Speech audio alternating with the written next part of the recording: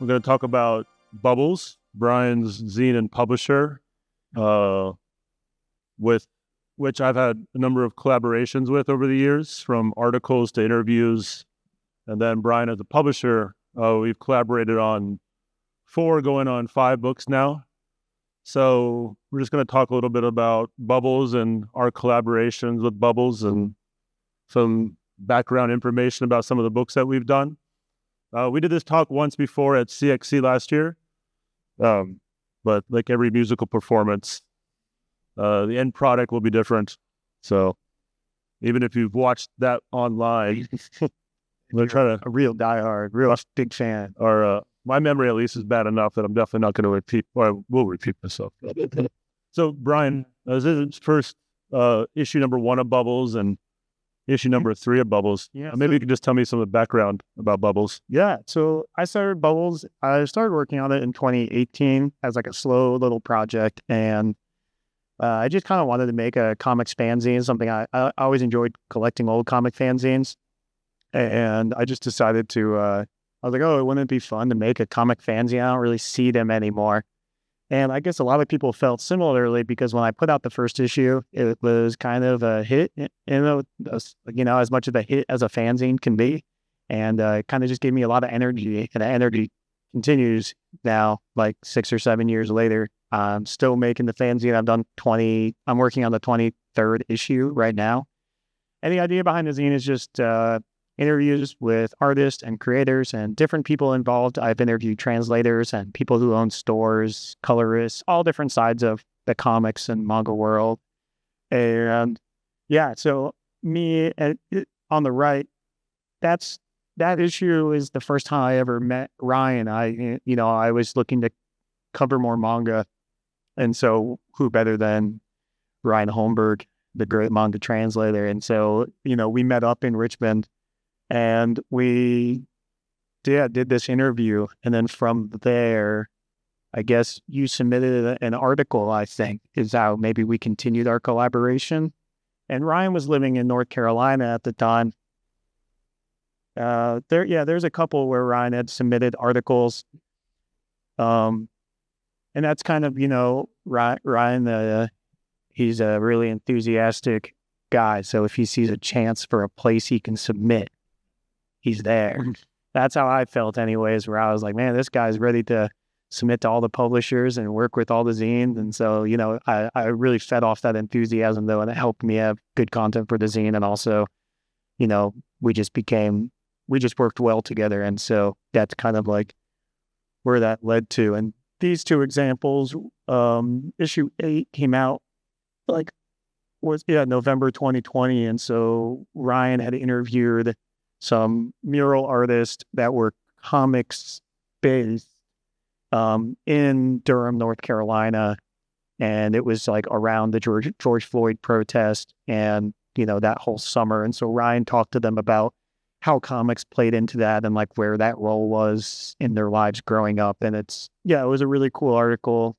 And then 12, which was all baseball themed, Ryan wrote about Ichiro Suzuki, if you're familiar, famous baseball player in Japan and in America. He played on the Mariners, and Ryan wrote about his appearances in manga, and so like where that overlap is. So, in Bubbles, I always like to cover things in different ways, and so, covering things like protests and covering things like baseball, but like through a comics lens is something I've always been really interested in.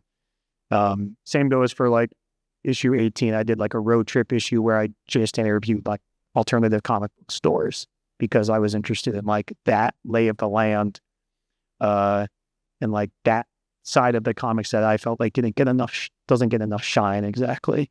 While we all like to just talk about artists and stuff. So,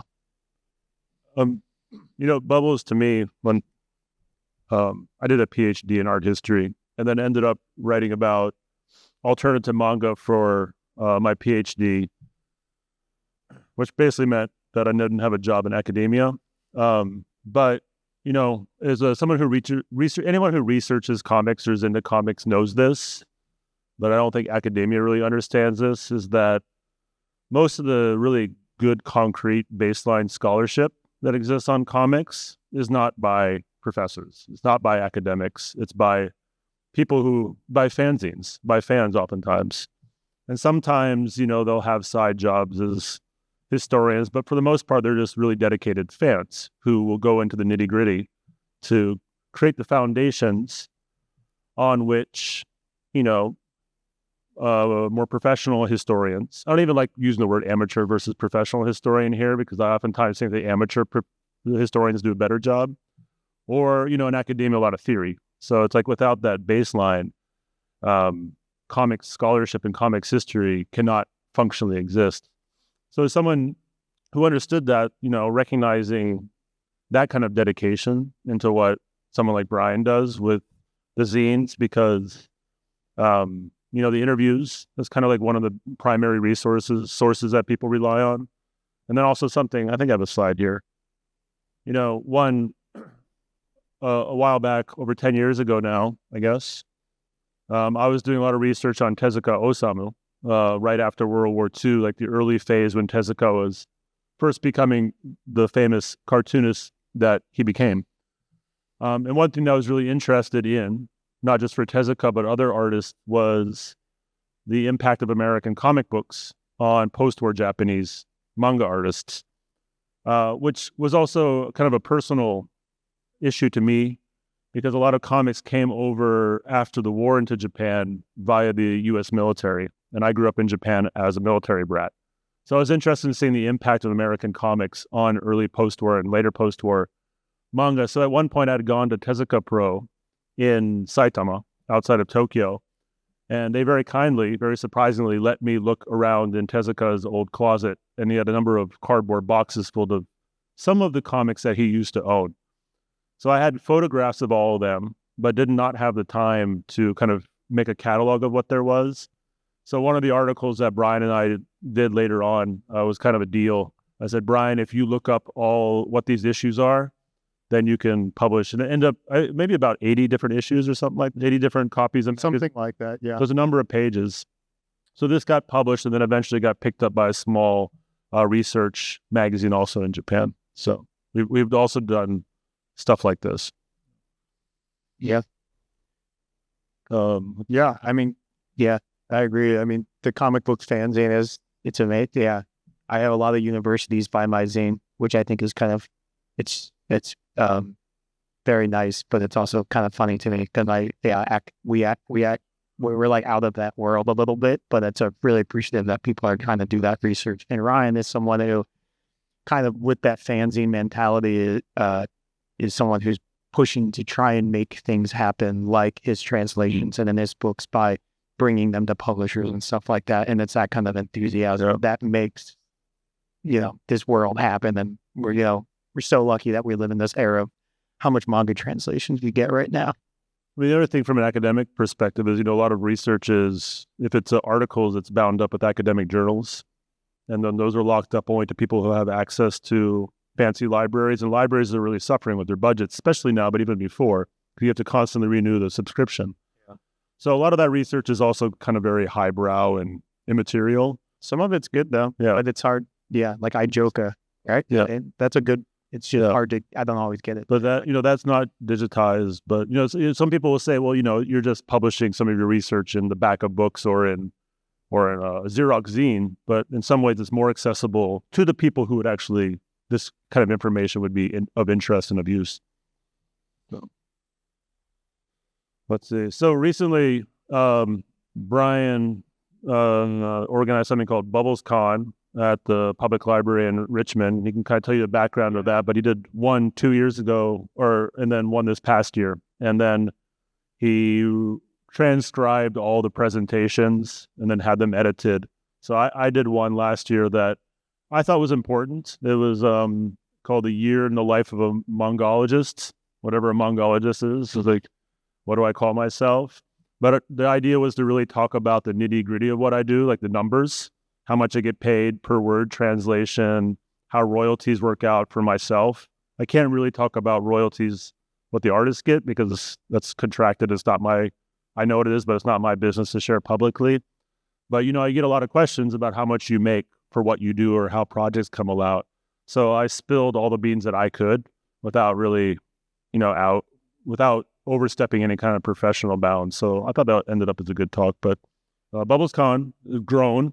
And this past year, when was that, June?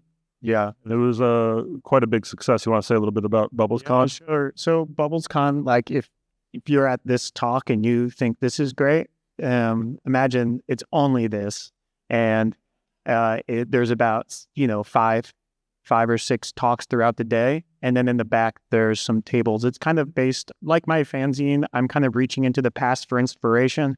There's a lot of things I like about old fanzines that I wish that I think I can learn from, or a lot of people, we can learn from the way things used to be done. And same goes for BubblesCon is based off like the late 60s Comic Cons in New York City, which were basically like they would bring a cartoonist to speak while everyone ate like a spaghetti dinner. And there'd be like 300 people eating like a spaghetti dinner. But like when you see like who went to those conventions, it was like really dedicated names, like legendary lists of cartoonists and fans that got together. And like it was only like maybe 200 or 300 people, but it was like a real, no filler. No, it's very cool. And so I wanted BubblesCon to be something like that. I mean, if I could organize a spaghetti dinner, I think I would. It would be really cool. But it's more like, so it's all in one room.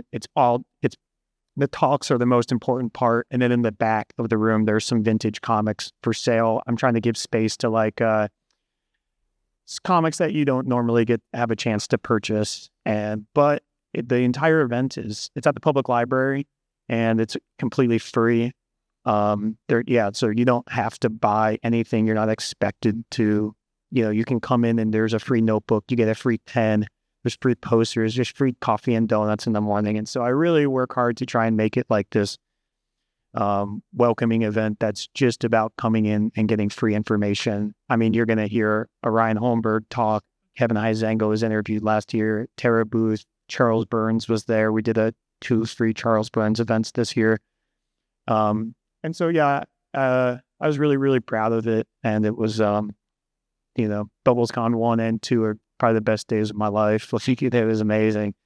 So, but that's kind of like the backstory and my goal with that event. Basically, I guess like also BubblesCon is it being made into a zine is, I used to just say it's kind of like we're making the zine live. Like it's like if the zine was like a live concert, it would be usually the zine is 2 articles and 4 interviews. That's like roughly what's in each issue. And so it's usually about 2 talks at BubblesCon and then about 4 interviews, and they're all made live on stage. So you get to like live the creation of the zine, and also you get to hang out with artists. There's no backstage. That's another big part about BubblesCon is like, we're not bringing Ryan out and then putting him back away. Like I want the guests to be mingling. I want people to go and talk to artists and realize like the barriers like don't exist, and that we get to like hang out and shake hands and like share ideas and like, make friends, so the community is like a huge part of BubblesCon for me. So first BubblesCon, mainly people that your friends. Yeah. You got good friends. And then I've built out some goodwill making bubbles, and so I'm really grateful. Charles Burns was a big get for number 2. I mean, that's again, that it says more about him than me as far as like it's not me. Like it was nice of me to ask him, I guess, but it's really nice of him that he was willing to spend his time in Richmond for a weekend and participate in the event. So the biggest thanks go out to all the guests. I mean, same goes for you start. I know people now like want to travel from more than a car drive distance to go to BubblesCon now. So I had people from Denver and Milwaukee and New York. And how many people attended?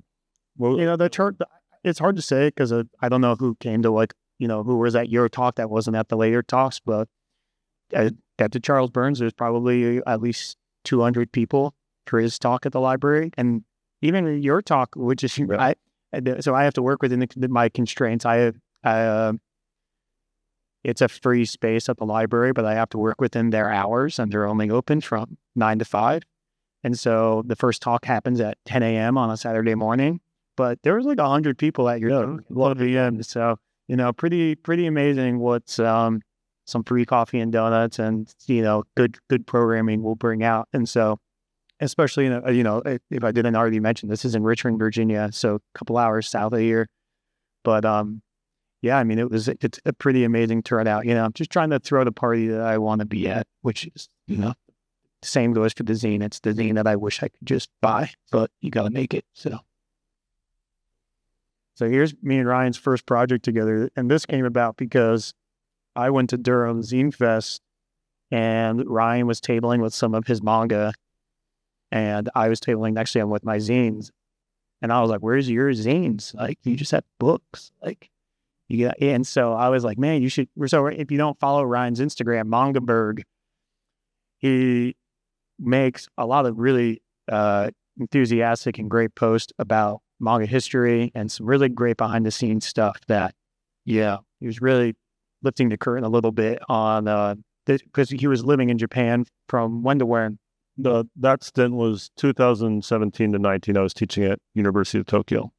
And so in those, when he was there, he was doing a lot of research and showing a lot of images that, the diehard manga fans were very good content. And so I was like, you should make your Instagram post into a book or a zine. Well, I guess I said a zine. And then it turned into a 400-page book. And so the idea was Brian was like, do 20 of your best posts. So the best was not 20; it was all of them. But it was successful. There's been 3 printings, and they've all been smaller printings, but over 1,000 copies were out there. And so it was I'm sold out at the moment, but it's been a pretty surprise. Yeah, it was a great look. These are the kind of books that I'm interested in publishing. And, as we talk about the books that I publish, my thesis for my publishing, I guess, is like, I'm never interested in like taking an artist from another publisher or anything like that. Like, I have nothing but publishing books is thankless. And so if anyone wants to publish a book, like, please, like, you should do it. But I'm trying to publish books that I think that no one else is trying to do. And so I'm not really, I'm like, I don't think there's anyone out there who's trying to publish this book, but I think it's a great idea. And so that kind of continues into the 5 or 6 books that I've published. A lot of them are manga so this is like the first manga that Ryan and I worked on together. And it's the first long form sports manga. It's about baseball. It's from 1947 it ran from 47 to 49. So early post-war. And this is a book that Ryan pitched to me. Kind of just, we both really like baseball, and he kind of was explaining to me the history of Bat Kid and why it's a worthwhile investment to work on this book and put it out. And I was down. It sounded like an exciting opportunity. And once again, it was in a comic that I didn't think many other publishers were like looking at or looking for. So I was just trying to do something a little different. And so leading up to the 2020 Olympics, which were supposed to be in Tokyo but got postponed. 2020, right? Yeah. I was asked by a gallery in Ireland called the Naughton Gallery. And I guess every year or so they do shows about art and sports. So they wanted to do one about Japan to time it with the Tokyo Olympics. So they commissioned me to write an essay about manga and sports in some way. So I chose to write about baseball and manga, the early phase. Because as you know, baseball is big in Japan, and there are many, many, many titles of baseball manga in Japan, most of which run over 6,000 pages long. So there's a lot of baseball content out there that's worth reading if you're into the genre, but not a whole lot that's easily packageable into one book, precisely because of the page length, but also because of licensing strictures, because a lot of them are tied up with big publishers in Japan. So we did this one. This one was easier to do also because the artist died quite young, which means their work was in the public domain. The copyright had passed. Doesn't mean the copyright of the English edition is free to be pirated, but so we didn't have to deal with any parties in Japan. So what we did was there's a book edition from 1948. It was originally a magazine serial, but there's a best-selling book edition that was one of the best-selling mangas of the era. And it was actually because of the success of this manga that a magazine called Manga Shonen was successful, and that's where Tezuka Osamu made his first magazine work in the early 50s. So Jungle Emperor which became, Kim with the White Lion and arguably Lion King, was serialized and kind of created a home for a publisher to take a chance on someone like Tezuka. So the success of this, is bigger than just baseball. But this has an essay in the back about kind of the early history of baseball and manga. And, I was getting back into baseball as a fan as well. So this is a really fun project. And Brian and I have talked off and on about maybe doing some more baseball projects. This is also done really well. Yeah, and this is also, if I didn't already say, it's kind of a rare look for an English speaker to see manga from the 40s. I at one point had tried to make a list of every manga from the 40s that had been translated, and I think it's only it's less than 10 books, and most of them are all Tezuka. There's one from the 30s, the robot one. All right. So Tezuka, yeah, the robot but it's very few, and so it's kind of a rare look. And this is something that Ryan and I want to do more of, because 40s manga has a real flair to it. That's it's beautiful and it's really fun and energetic. And I think Bat Kid is a really great example of it. If all your favorite manga artists from the 60s and 70s, like this is what they were reading. Like this is, so it's like a great taste of some of that history. But yeah, so something that we would hope to do again. And, this is another book that same idea, arguably the first long form martial arts manga. So it's judo manga. It's about a middle schooler who becomes a judo master and has a lot of trials and tribulations, and also there's goofy gags, and it kind of aims to like a middle school audience, but it's also an all ages, like fun. It's a really great comic. If you like Tezuka, then, you're going to like this, because this guy was 7 years older than Tezuka in their 20s. And so he was kind of someone who was doing things bigger and better. And Tezuka was wildly jealous. And Ryan gets into this in his extensive essay in the back. Once again, Ryan wrote a really great essay that kind of contextualizes, like, okay, so you've read Igaguri, but like, why should I care about this comic? Or like, what made it important to bring it into English to try and help the English understanding of manga? Because in English, we are limited to, like, you could be the biggest manga fan ever, but if you don't speak Japanese, there's only, so much history that we can gather. And so Ryan has done a lot of amazing work to like help expand that education for, all manga fans that, don't speak Japanese. So this book is quite fat. I don't know if I have any three-dimensional kind of here. I can't really tell from this. But this was a lot of work. This book was. The previous Bat Kid, there was a facsimile edition from the 80s, so we just scanned that. The pretty sharp line work and colors. But this one we had to use various reprints from later ages, because the original magazine serialization, or the furoku, the pamphlets that were in the magazines, were just not accessible. So, and the book editions, reprint book editions in Japan had also been produced from scanning magazines.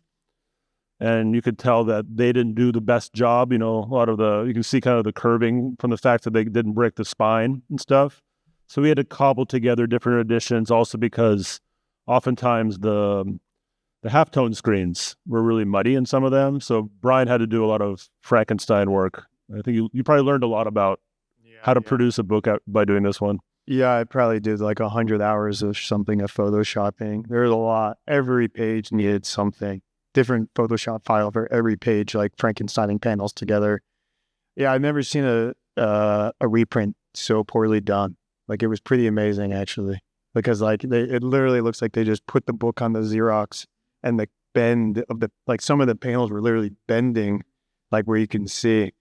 And so I had to fix all of that, like making sure I didn't miss any of it. And yeah. And then I wrote a really mega essay for this one. Really good. I bet. I don't know, kind of, I'm like still burnt out from this one. Still not writing a lot because of this essay. Let's go. But you've done other books that aren't manga, so. Yeah, so once again, this is like another kind of like this is my foray into publishing contemporary cartoonist. But once again, it's a cartoonist I didn't think other publishers were really looking at, and so people I wanted to bring into the spotlight best I can, people who I think are really great cartoonists. And I've done 2 of these books, and the first one is Stories from Zoo from Anam, and he's a cartoonist from India. He's based in Delhi, and I ordered this comic just because I thought it looked cool, like maybe in 2021, and I got the first issue of Zoo, and I just thought it was amazing. I was like, this is so great. And so as issue 2 came out, I was like, man, we should do a book, like a North American edition. The stories were already in English except for one that wasn't included because he said it wouldn't translate well, and like took his word for it. But everything else is pretty much exactly the way it looks, except printed a little nicer than the Indian printings that he had. But it's 3. So he did a 3rd issue of Zoo, and that's what's inside this book.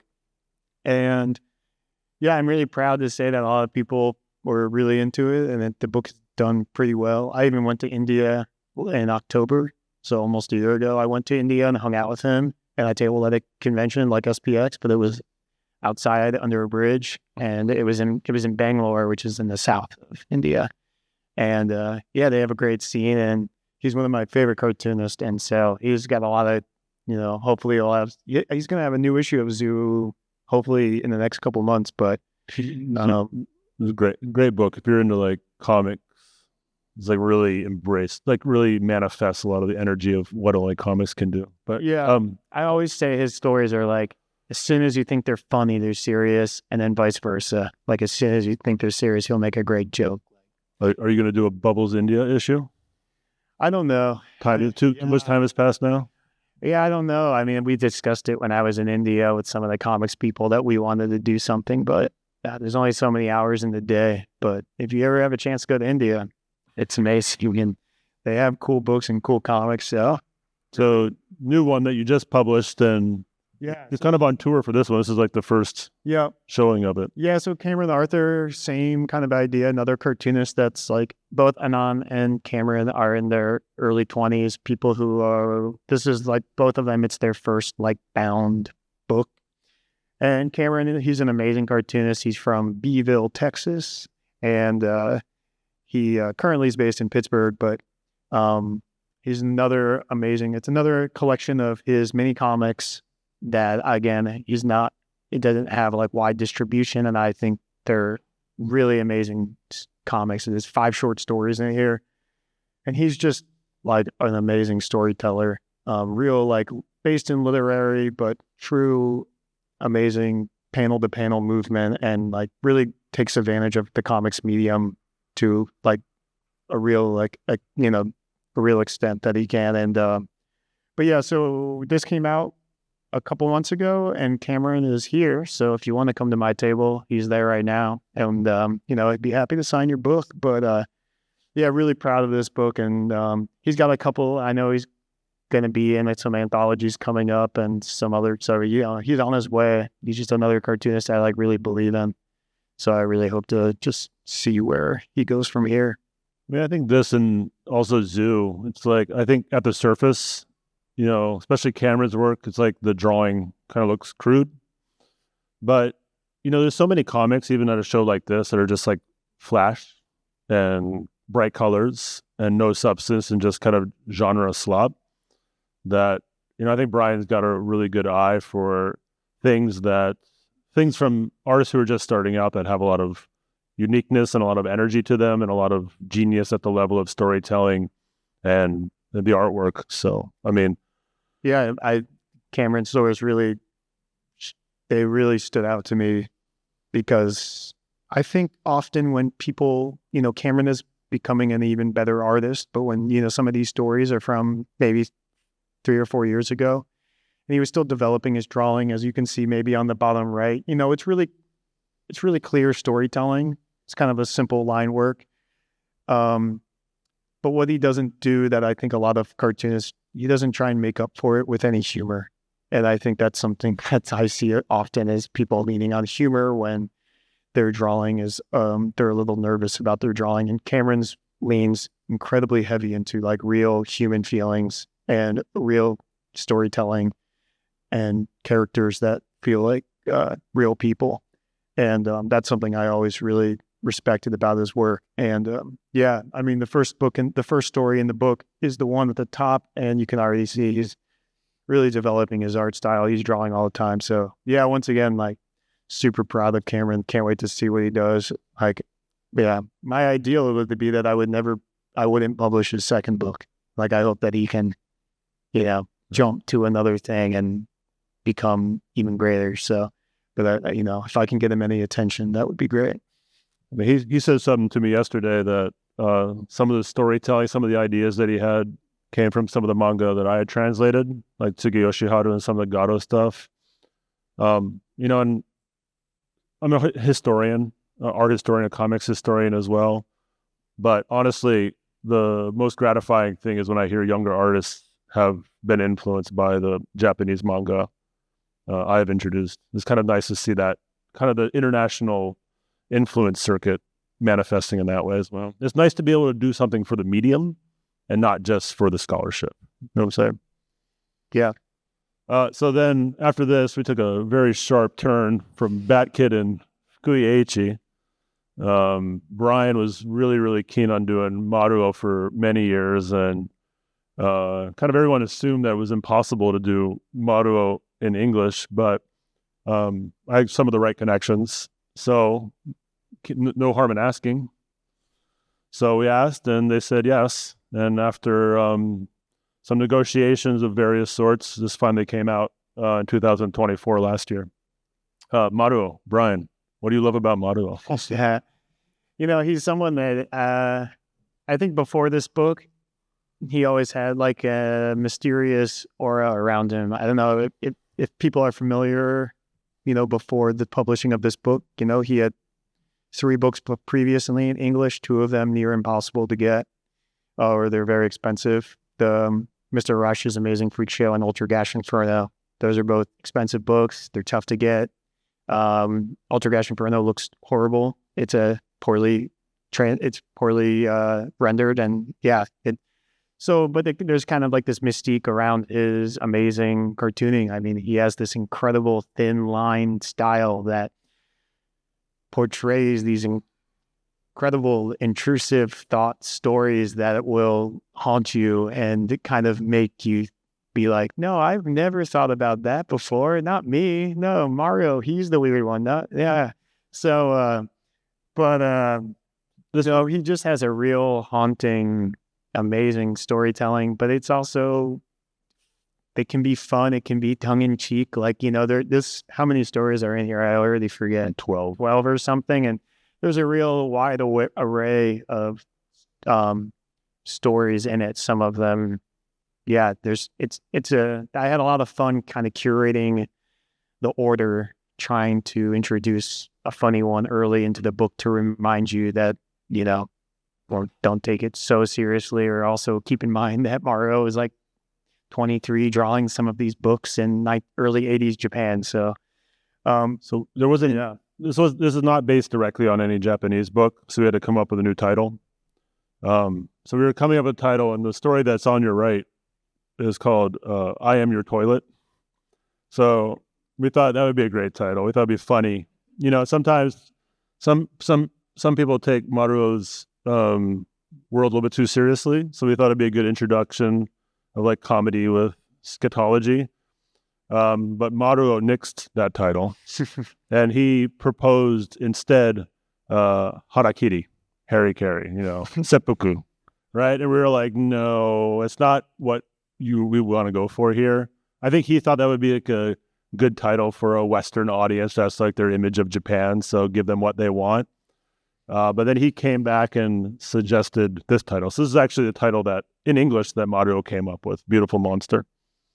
Yeah. Yeah, I mean, it's been a great success. It's been really fun to see everyone really excited. So this was his first book in English in 12 years. The book before it was Panorama Island, that Last Gasp published, and that was like later era Mario, still great stuff. But yeah, so then that leads to what I'm currently working on at the moment is we are doing another Mario book, which we announced back in June at BubblesCon, Lunatic Lovers. And so this is mid 90s Mario, another short story collection. Some of it has been published before in Ultra Gash Inferno, but again, that book does not do it justice. And so, it's just another exciting collection. So if you liked Beautiful Monster, it's going to be more good content. So yeah, I'm currently, Ryan has done a pretty good translation, probably most of the way there. And then I'm just working on the lettering at the moment. And then, yeah, so hopefully I just opened a used bookstore. So it's kind of spending a lot of time with this store, but Called Brian's Books. It's called Brian's Books. And I'm hoping, I need to spend, hopefully after this quick little tour with Cameron, maybe next week, I'll get to spend some real time photoshopping some more. I'll probably just have another 10 or 15 hours probably of getting these last 90 pages together, and then we can go from there. So hopefully soon, early next year would be ideal. So we have this debate because you look at the left image, there's a apostrophe in lovers. We don't know why. If you look at the Japanese, there's no possessive connection to lovers. So I was like, no, we got to take it out. This is bad English. So Brian was like, no, we should leave it in. And then I wasn't convinced, and he showed me, I think it was the German edition or French edition. Look, they leave it in. So we left it in, and then I just now noticed, I went back and edited this PowerPoint, and I put the apostrophe in the wrong place at the bottom. Yeah. Better fix that. It is a pretty interesting thing, but I kind of Lunatic Lovers. Yeah, I don't know, but I mean Mario had, because that's the Japanese cover. Yeah. I mean, Mario sometimes has English in his comics, and a Lunatic Lover is what? Yeah, eyeball probably. That's what it's got to be. So that's kind of what I'm working on right now. I don't have any other. Me and Ryan are always talking about future projects, but at the moment, this is the only one that's we kind of do definitely one at a time, and then when that's done, move to the next one. Yeah, that's kind of the best way. I want to get to Q&A, but I just want to quickly advertise things that for both of us are coming up. So Cameron's currently on tour with Cameron Arthur. So you'll be at SPX in Bethesda. Check it out. And then this week he's going to Philadelphia, Brooklyn, and then there'll be you won't be. I won't be at Cartoons Crossroad, but Cameron will be playing for Bubbles. So if you have any friends in any of those cities, let them know. We're going to be hanging out. It'll be fun. Nice poster. So in 2 weekends from now, I will be doing an event at Phantom Comics in DC. Spending a lot of time recently editing and translating and overseeing a line of vintage horror manga called Smudge. How many have you done? This is number 5, just came out, and there's a few copies here at Uncivilized Books. They're helping distribute Living the Line books, so they may already be gone, but there's other Smudge books there. But this is kind of leaking out into the world. So what's the thesis behind Smudge? Because I think, I was saying how lucky we are that we live in this time of manga publishing, but I think that this is one of the greatest things that we're... Before Ito Junji and not Umezu Kazuo. So these are the people that inspired. Yeah, basically. I mean, this kind of, a lot of these people are super minor, but the one book that we did has been pretty successful. Koga Shinichi, Man Sect. He was a big influence on Ito Junji. So he mentioned him in the biography. Uncanny. Yes, in the autobiography. I had known Koga Shinichi's work, but definitely when that book was coming out in English, I quickly bought the Japanese edition to read it and see who he cites, and then scooped up Koga before people knew who he was in English. Yeah. And right now, I just got back from New York. Exhibition opened at ADWSE Gallery, NYU Gallery. WSE stands for Washington Square East, right off the Washington Square. But it's an exhibition of 3 female alternative manga artists who I have translated, Yamada Murasaki, Tsuruta Kuniko, both from D&Q, and then Kondo Akino, who has a book coming out from Glacier Bay probably in November. So we borrowed 15 Genga, original pages of manga artwork from each artist, plus sketchbooks, plus illustrations, plus assorted other things. So maybe 80 objects total, and I lent them some magazines and books. So a small show, just 2 rooms, but one of a kind show. Wouldn't never even be able to happen also in Japan. So if you're in New York in the next few months, you should definitely check it out. So that's us. That's what we're doing. Yeah. Any questions? I can't really say. So ask them. Question for Brian. Obviously, your translated books have been Japanese. Are there any other comics in different languages that you're interested in, like, publishing? I actually saw, like, on my desk, I have like a few hundred books, like, above on these shelves. But and there is a couple that I've looked at. It's just time and trying to figure out how to jump into that world. Ryan has been a huge help that makes the Japanese stuff really easy. So I've been kind of leaning into it. I'm also like really obsessed with manga at the moment. The past few years or more. So yeah, I mean, there's always stuff that I'm thinking of. I mean, yeah, nothing that I could like talk about, but there are things that I buy that I'm like, man, this would be great. Yeah, I know there's a lot more out there, and like I'll travel and even when I was in India, I bought some comics that I thought, like, how do I get in touch with this guy from this comic from 1980? I don't even know what to do. But like, there's a lot of great comics out there that I would love to see imported. Chris, did you? Yeah. Follow up about the original art show that happened in New York.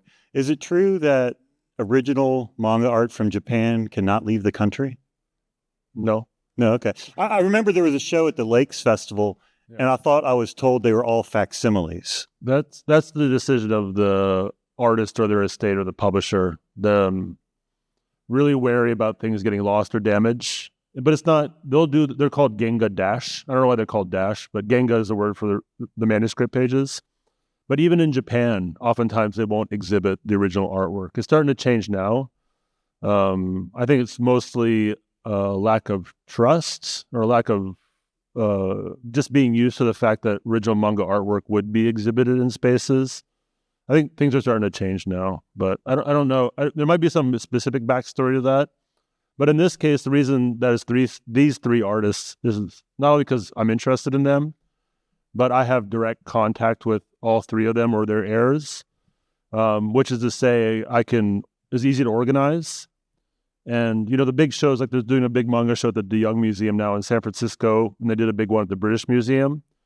If you start aiming for the bigger artists, the publishers get involved, Kodansha Shueisei Shogakukan, and they're bureaucratic and they want money and they want a say in how things are done. So for someone like me, that's just not what I'm interested in doing, nor do I have the means to do it. So it's much easier for me to work with people who I've worked with as a translator in the past. This is a question for Brian. So, with all these years of experience in a fanzine, if you could go back in time and tell yourself on the first issue or anyone else trying to make a fanzine, like one tip, what would that tip be? Man, that's a great question. I don't really have that many regrets, actually, to be honest. Like, I actually, in the first issue of Bubbles, I wrote this paragraph that was kind of like my goal. And I actually, like, it's still like the same. Like, I actually feel like really proud when I read that paragraph. And it's about like, what do I want to do? And like, how do I want it to be? And what do I want to care? Like, what do I want to cover? Because I've never wanted the zine to be,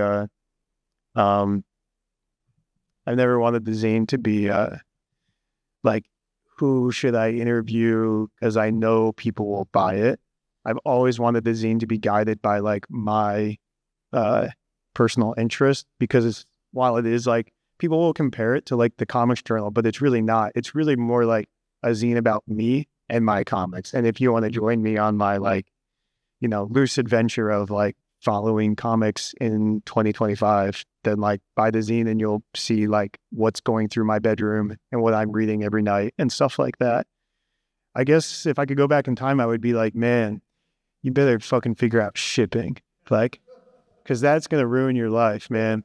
Because I used to do some really stupid stuff with like not buying a label maker quickly enough and trying to skirt by on like, yeah, there's some dumb stuff I used to do. Or like, oh my God, I used to print every single zine at like a copy shop. I won't say why or how, or let's just say I had a discount. And I used to stand there, probably like quite literally thousands of issues. I would just stand there and they would come out and I would fold them and staple and I would just stand there for like, yeah, I don't know. If I put a new issue out, I'd probably do like 20, 30 hours at the copy shop just standing there. And yeah, what a waste of time. Now I spend like another like 80 cents an issue and I get them delivered to my door. So yeah, that maybe I would be like, don't waste your time trying to skirt on the money. Prioritize like how much time you have in your life. So like, if you cannot waste your time like waiting, like watching the paper come out one by one, that was something that, yeah, no real regrets. Like it's all good. Like that was part of the journey. But man, pretty funny to think that I used to do that. Speaking of printing, 2018 to 2025 is a very interesting era to be like seeing changes within print and, like COVID and, you have access to paper and supplies and printing. It's all kind of like changed a lot. And I'm curious to hear how like you've experienced that with Bubbles and what sort of, trials and tribulations maybe you still are like experiencing now with the changes. Yeah. So with the Xerox part of the zine, I print on best value copy. If you've ever used this website, it's like the cheapest way, best value, not best quality, but they come out pretty good. It's like a classic.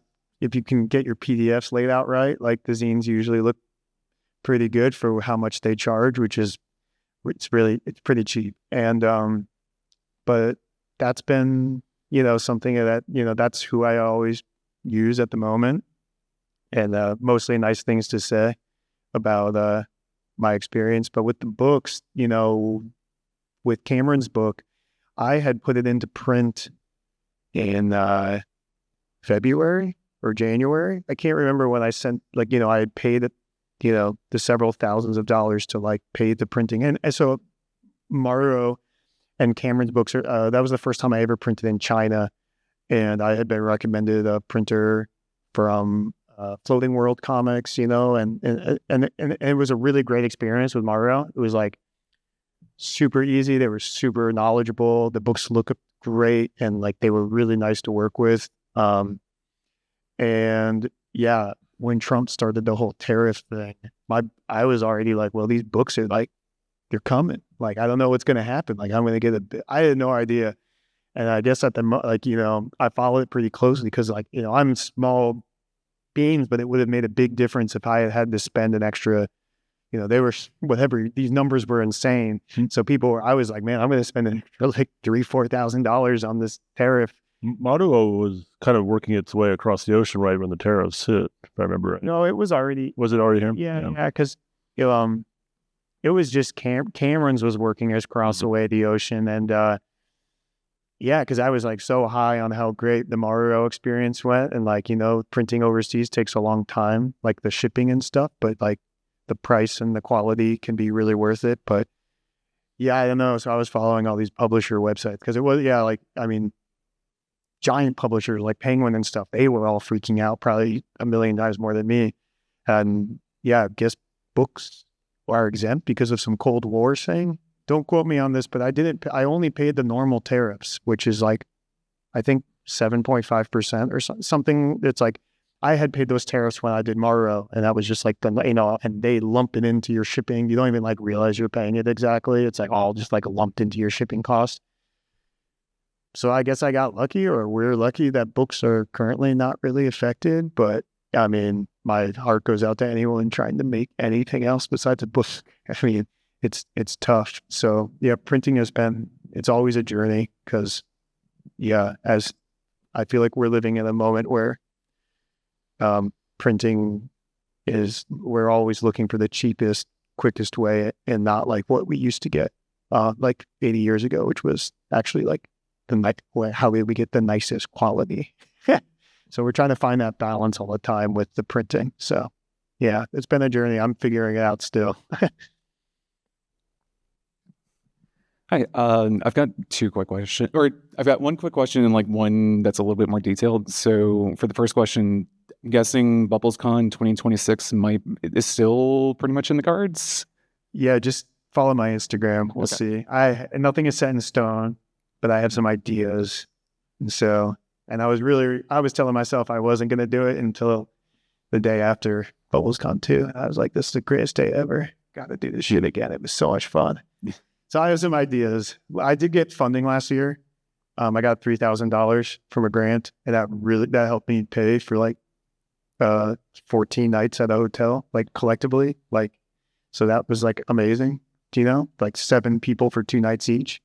And yeah, so I don't have that great. Brian does everything himself, more or less, right? Yeah, I did it all by myself. You gotta move into a management position. Yeah, if you got any questions, I can answer. But yeah, but we'll see. Stay tuned.